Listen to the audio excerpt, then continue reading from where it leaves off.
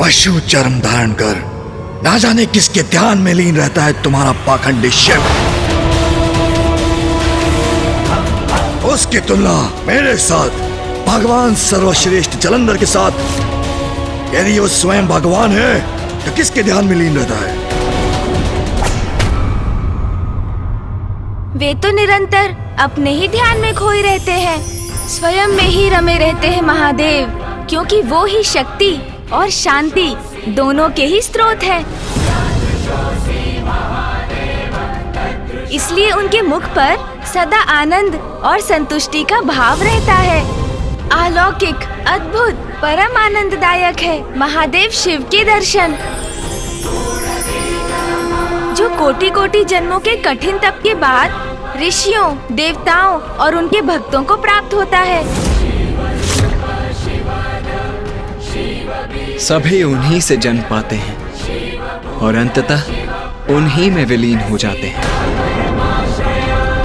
हम भी यही आस लेकर उनकी साधना रूपी प्रयास कर रहे हैं। किंतु जलंधर जी, आप तो उस उथली नदी के समान हैं, जो छलकती जाती है।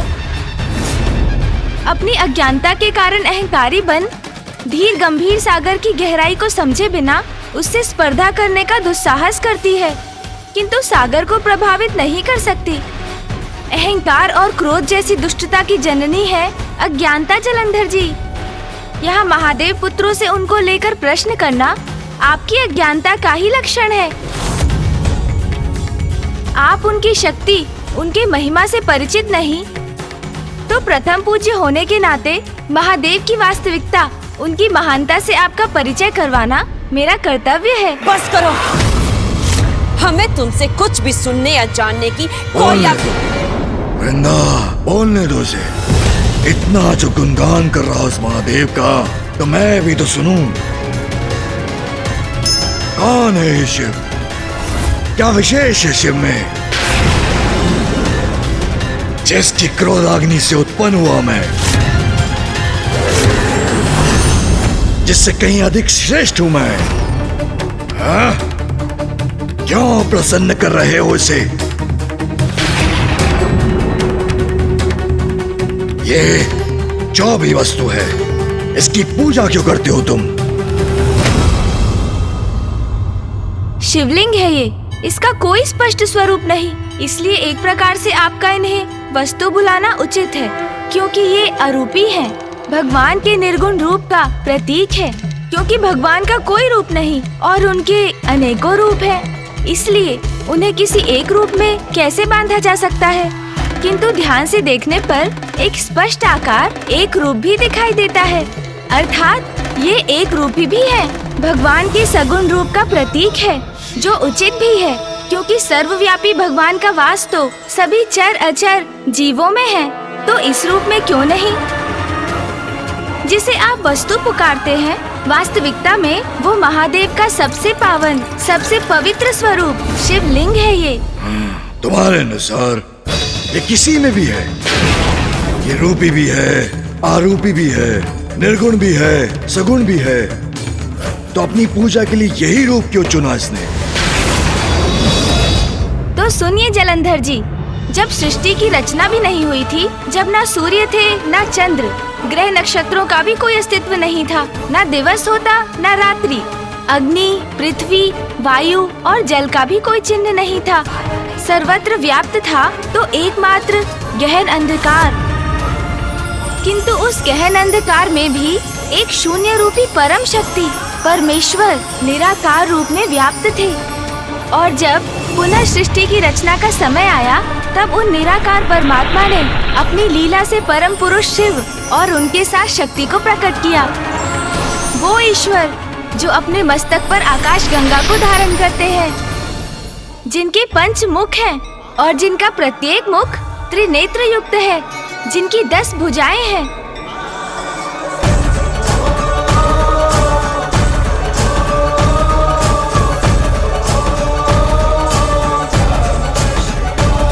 जो त्रिशूलधारी है, उनके श्री अंगों की प्रभा कर्पूर समान श्वेत गौर है। उन्हीं परम पुरुष ईश्वर जगत में शिव, शंभु, महेश्वर और महादेव रूप में विख्यात हैं। और माँ आदि शक्ति अष्टभुजाधारी है। सर्वभूतेषु शक्तिरूपेण संस्थिता। नाना प्रकार के आभूषण उनके श्री अंगों को सुशोभित करते हैं।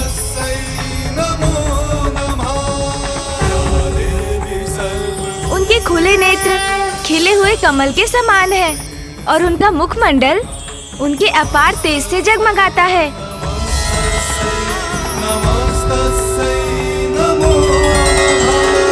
जगत पिता महादेव, माता आदि शक्ति, पिताश्री और माँ, आपको हमारा नमन।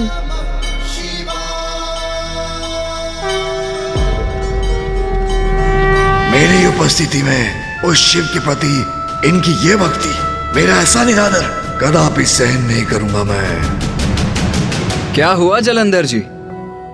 अब समझे आप कि पिताश्री अर्थात शिव जी स्वयं परम ब्रह्म से प्रकट हुए हैं और माता आदि शक्ति के रूप में है उनकी शक्ति। ये है वास्तविक शिव और शक्ति और ऐसी अद्भुत है उनकी महिमा। तो इसमें कौन सी महानता की बात है? एक प्रकार से मैं भी दिव्य प्रकाश, दिव्य अग्नि, क्रोधाग्नि से उत्पन्न हुआ हूँ। जलंधर जी, मात्र उत्पन्न होने से कोई भगवान नहीं बनता। सृष्टि की रचना और फिर प्रलय होने तक, सुचारू रूप तक उसका संचालन और फिर प्रलय के उपरांत पुनः नवीन सृष्टि की रचना और इसी प्रकार सृष्टि के निर्माण और विघटन के चक्र को स्थापित रखना है भगवान का दायित्व। आप तो मात्र इस मिथ्या कैलाश का निर्माण कर स्वयं को भगवान ही समझने लगे। मिथ्या है मेरा कैलाश? नहीं, मिथ्या है तुम्हारी बातें। अभी तक तो तुमने मुझे यह नहीं बताया कि इसके पीछे कथा क्या है। क्या संबंध है शिवलिंग का शिव से? क्यों कर रहे हो तुम उसकी पूजा? बताओ। अवश्य बताऊंगा जलंधर जी, आपकी जिज्ञासा शांत करूंगा। तो सुनिए, शिवलिंग का संबंध भी सृष्टि की रचना से है। जब परम ब्रह्म परमात्मा ने महादेव को प्रकट किया और उनकी शक्ति से नारी रूपिणी माँ आदि शक्ति प्रकट हुई, तब माता ने प्रभु से सृष्टि की रचना करने को कहा। शिव जी ने उनका ये प्रस्ताव स्वीकार किया। तब उस समय उनकी शक्ति पुरुष रूप में अवतरित हुई, क्योंकि सृष्टि को उत्पन्न करने और उसके संचालन का दायित्व निभाने के लिए उन्हें एक अन्य पुरुष की उपस्थिति का भान हुआ। तब श्री हरि नारायण अर्थात विष्णु देव उसी तत्व से, शिव की उसी शक्ति से उत्पन्न हुए जिससे माँ आदि शक्ति प्रकट हुई थी। शिवाय विष्णु रूपाय शिव रूपाय विष्णवे, शिवस्य हृदयं विष्णु विष्णोच्च हृदयं शिव, यथा शिवमयो विष्णुरेव विष्णुमय शिव, यथांतरम न भेदस्यो शिव राघव योस्तथा। अर्थात शिव विष्णु के ही रूप हैं और विष्णु शिव के। दोनों एक दूसरे के हृदय में वास करते हैं, अर्थात दोनों एक ही हैं।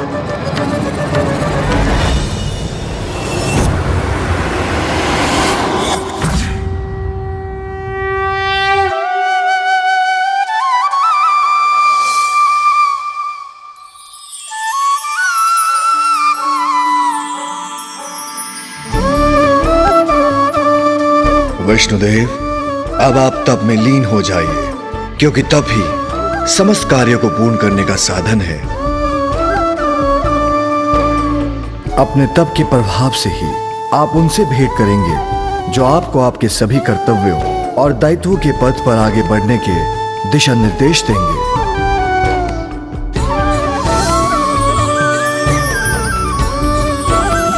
और महादेव शिव जी के निर्देश अनुसार विष्णुदेव गहन तप शयन में लीन हो गए, जिसके परिणाम स्वरूप उनके अंगों से अनेक जलधाराएं प्रस्फुटित हुईं और वही ब्रह्म रूप जल अपने स्पर्श मात्र से समस्त पापों के लिए विनाशकारी सिद्ध हुआ, क्योंकि स्वयं परम पुरुष विष्णुदेव स्वयं उस नार अर्थात उस जल में शयन करते थे, इसलिए उनका नाम नारायण जगत में प्रसिद्ध हुआ। वैसे जलंधर जी, जैसे आपके मन में महादेव को लेकर इतने प्रश्न उत्पन्न हुए, वैसे ही प्रश्न एक बार ब्रह्मदेव के मन में भी उठे थे। ब्रह्मदेव एक और नवीन कथा प्रारंभ कर दी। शिव विष्णुदेव आदि शक्ति की कथा में ब्रह्मदेव कहां से आ गए?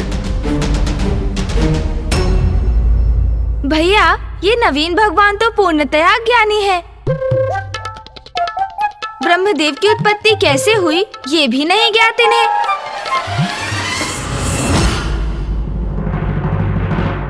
अज्ञानता के कलश को ज्ञान से भरना, भूले को मार्ग दिखाना, यही तो हमारा कर्तव्य है गणेश। उचित है भैया, जलंधर जी को ये ज्ञान भी दे देते हैं। मुझे ज्ञान का दान दोगे तुम? मात्र सहन कर रहा हूं तुम्हें, जिससे मुझे ज्ञात हो सके कि तुम्हारे मन में क्या है। अन्यथा अपनी एक हुंकार से ही तुम्हारा संहार कर देता। अरे, आप किस विचार में खो गए जलंधर जी? तो सुनिए, जब श्री हरि नारायण जल में शयन कर रहे थे, श्री हरि नारायण के ध्यान के फल स्वरूप महादेव की इच्छा से विष्णुदेव की नाभि कमल से ब्रह्मदेव को साथ लिए एक दिव्य कमल प्रकट हुआ। और जब ब्रह्मदेव ने अपने नेत्र खोले तो उन्होंने स्वयं को नितांत एकांत में पाया। तब उनके मन में अनेकों प्रश्न थे, किंतु उनका उत्तर देने वाला कोई नहीं दिखाई दिया उन्हें। मैं कौन हूँ? मैं कहाँ से उत्पन्न हुआ हूँ? क्या कार्य है मेरा? ब्रह्मदेव अपने अंतर्मन में उत्पन्न हुए इन प्रश्नों से जूझ रहे थे। उनका उत्तर पाने के लिए, ये ज्ञात करने के लिए कि उनके सिवाय भी इस समस्त संसार में किसी और का अस्तित्व है भी अथवा नहीं। तब उन्होंने उस दिव्य कमल से नीचे आने का निर्णय लिया। और नीचे आने पर उनके समक्ष थे नारायण। नारायण हूं मैं। आपकी उत्पत्ति मुझसे ही हुई है, ताकि आप सृष्टि का सृजन कर सकें, जिसके पश्चात उस सृष्टि का संरक्षण का दायित्व मैं निभा सकूं। तब ब्रह्मदेव के भीतर ज्ञान का जागृत होना शेष था, इसलिए उनके भीतर अहंकार ने जन्म ले लिया। क्या हुआ? रोक क्यों गए? कुछ नहीं, बस मुझे ये स्मरण हो आया कि उस समय जो मन स्थिति ब्रह्मदेव की थी, वो ही अभी आपकी भी है। अज्ञान और अहंकार का ऐसा ही दुष्प्रभाव उन पर भी था। आपसे मैं उत्पन्न हुआ हूँ, ये आप कैसे कह सकते हैं? मेरा अस्तित्व अवश्य आपकी उत्पत्ति से कहीं पूर्व में हुआ है। आपका ये विश्वास आपकी भ्रांति है। मैं तो अनंत काल से यहाँ उपस्थित हूँ। कमल सिंहासन पर मेरा आसन आपसे कहीं उच्च था, जिसका अर्थ ये है मुझसे नीचे जो भी हैं, सभी पर दृष्टि बनाए रखने का दायित्व है मेरा। आप तो मुझसे कहीं नीचे हैं, यहाँ सागर में स्थित। इसलिए मुझ सर्वोच्च का कोई भी जन्मदाता हो, वो भी आप, असंभव है ये। स्वयंभू हूँ मैं, महानतम हूँ मैं, परमेश्वर हूँ मैं, परमेश्वर हूँ मैं, परमेश्वर हूँ मैं, परमेश्वर हूँ मैं। जैसे ही विष्णुदेव और ब्रह्मदेव के मध्य ये विवाद आरंभ हुआ कि उन दोनों में श्रेष्ठ कौन है, तभी वहाँ एक महान दिव्य स्तंभ प्रकट हुआ।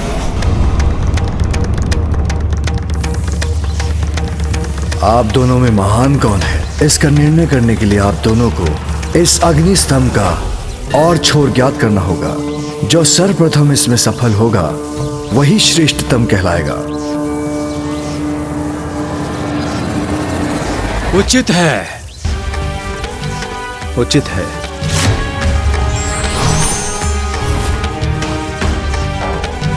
सहस्त्रों वर्षों की यात्रा के बाद भी दोनों को उस अग्नि स्तंभ का आरंभ और अंत नहीं मिला।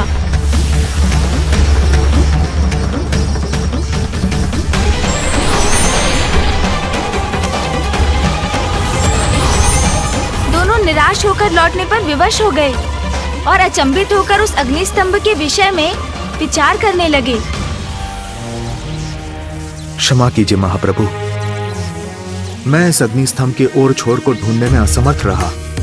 अहंकारवश स्वयं को सर्वश्रेष्ठ समझने की मेरी इस भूल को क्षमा कीजिए। विष्णुदेव ने अपनी असफलता स्वीकार की, किंतु ब्रह्मदेव। नारायण ने अपनी पराजय स्वीकार कर ली, किंतु मैं ऐसा नहीं करूंगा। मैंने स्तंभ का और छोर ढूंढ लिया है। ब्रह्मदेव, आप सत्य कह रहे हैं ना? आप मुझसे प्रश्न करने वाले होते कौन हैं? जो मैं कहता हूँ सत्य ही होता है।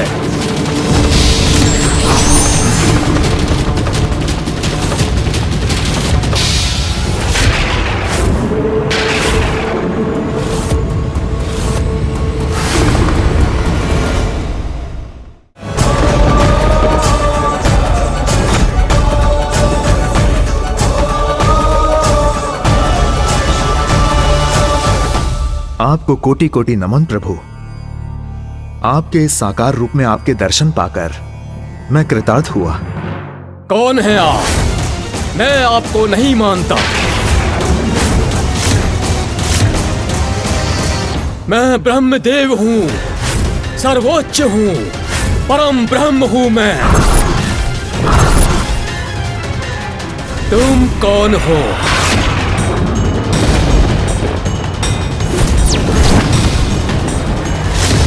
ब्रह्मदेव का अहंकार अपने चरम पर था। उनके मिथ्या वचन और अहंकार से महादेव क्रोधित होने लगे और तब क्रोधवश महादेव ने ब्रह्मदेव को उनके अहंकार का दंड देने के लिए काल भैरव को प्रकट किया।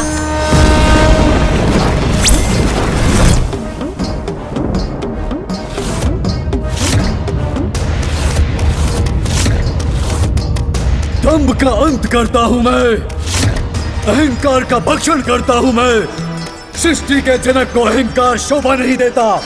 मैं आपको आपके अहंकार का दंड अवश्य दूंगा।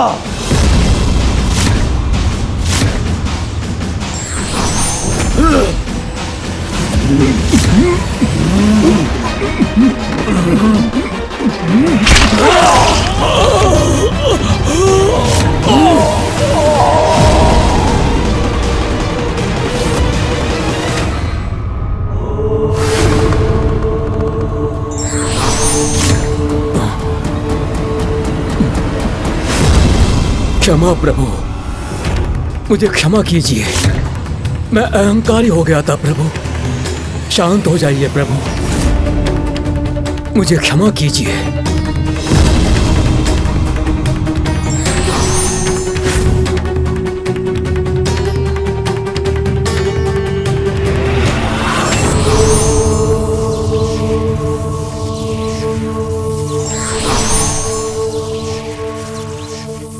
और तब विष्णुदेव और ब्रह्मदेव को उस दिव्य अग्नि स्तंभ में ओम के दर्शन हुए और ओम का नाद भी सुनाई दिया। अग्नि स्तंभ के उत्तर भाग में उकार का, मध्य भाग में मकार का और अंततः दक्षिण भाग में अकार का दर्शन हुआ। इन्हीं तीनों ध्वनि के संयोग से ओम का संचार हुआ।